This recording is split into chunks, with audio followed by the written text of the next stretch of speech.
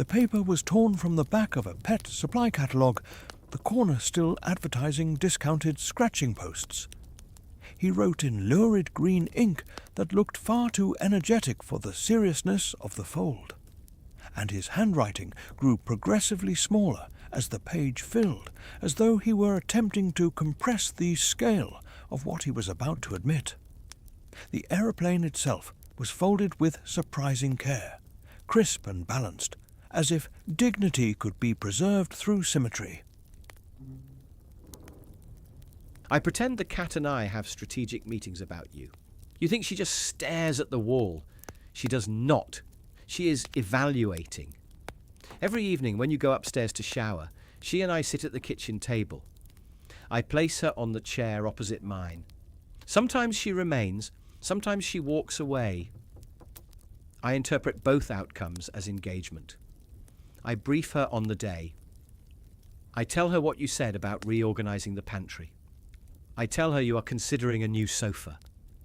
I tell her you have once again suggested that perhaps she does not need 3 separate beds in 3 separate rooms. She listens. Her eyes narrow slightly when I mention the sofa.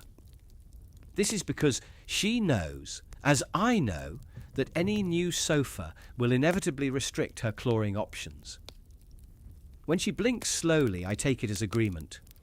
When she knocks a spoon off the table, I record it as a dissenting vote. Last Tuesday, I informed her of your proposal to limit her access to the bedroom at night. She leapt onto the bench and pushed an entire stack of mail onto the floor. This was clearly a motion of protest. You blamed gravity. You said the stack was unstable.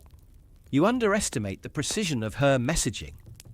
Sometimes during these meetings, I ask her whether I should concede small points in exchange for larger victories. She yawns. This, I have decided, means patience. I have begun adjusting my arguments with you based on her feedback. When you suggested reducing her wet food portions, I casually mentioned the health benefits of routine. I had already workshopped the phrasing with her the night before. You thought I was unusually persuasive. I was merely representing a constituency. If you ever discover this, I will deny it and claim sleep deprivation.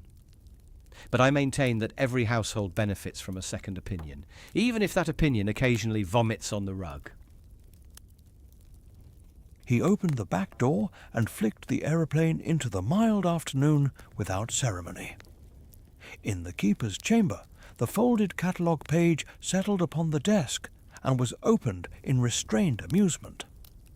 As the final crease flattened, a soft thud echoed from high on a shadowed shelf, and a small brass paperweight, shaped like a cat, tipped forward onto its side as though conceding the point.